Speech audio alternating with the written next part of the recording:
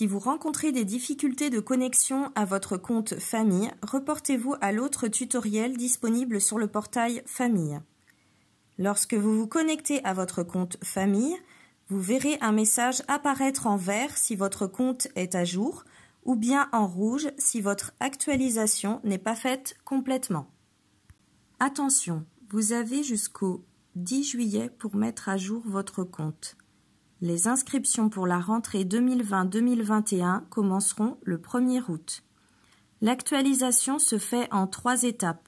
Première étape, modifier et valider les informations de la famille. Deuxième étape, modifier et valider les fiches de chacun des enfants. Troisième étape, transmettre les documents obligatoires.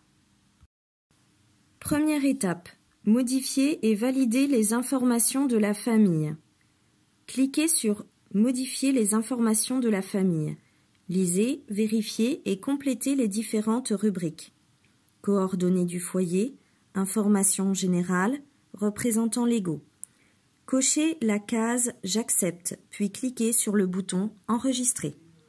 Si vous avez oublié de compléter certains champs, vous ne pourrez pas enregistrer et le logiciel vous précisera dans un bloc surligné en rouge les différentes données qui restent à compléter. Après avoir complété ces informations, cliquez à nouveau sur le bouton « Enregistrer ». Deuxième étape, modifier et valider les fiches de chacun des enfants.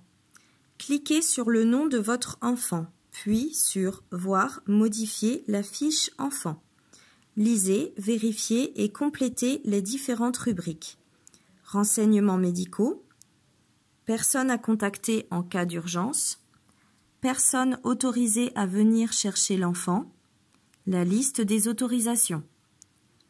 Avec une première autorisation importante pour les personnes qui sont allocataires de la CAF. Si vous nous autorisez ici à consulter directement la CAF pour obtenir votre quotient familial, alors il ne sera pas nécessaire de nous fournir vos justificatifs de revenus. Cochez la case « J'accepte » puis cliquez sur le bouton « Enregistrer ». Si vous avez oublié de compléter certains champs, vous ne pourrez pas enregistrer et le logiciel vous précisera dans un bloc surligné en rouge les différentes données qui restent à compléter.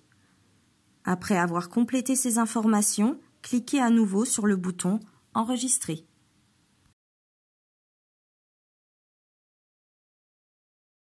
Troisième étape, transmettre vos documents. Cette dernière étape consiste à nous fournir des documents directement via votre portail. Page vaccin du carnet de santé, attestation de responsabilité civile et, si vous n'êtes pas allocataire ou si vous ne nous avez pas autorisé à consulter l'outil CAF Pro à l'étape précédente, vos justificatifs de revenus. Veillez à paramétrer votre smartphone, appareil photo ou scanner de manière à ce que la taille de vos fichiers ne dépasse pas 4 MO.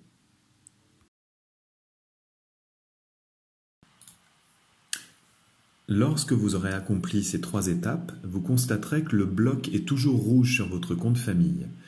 C'est parce qu'il faut en fait vous déconnecter de votre compte, puis vous reconnecter pour voir apparaître le bloc vert qui vous indiquera qu'effectivement votre compte est désormais à jour.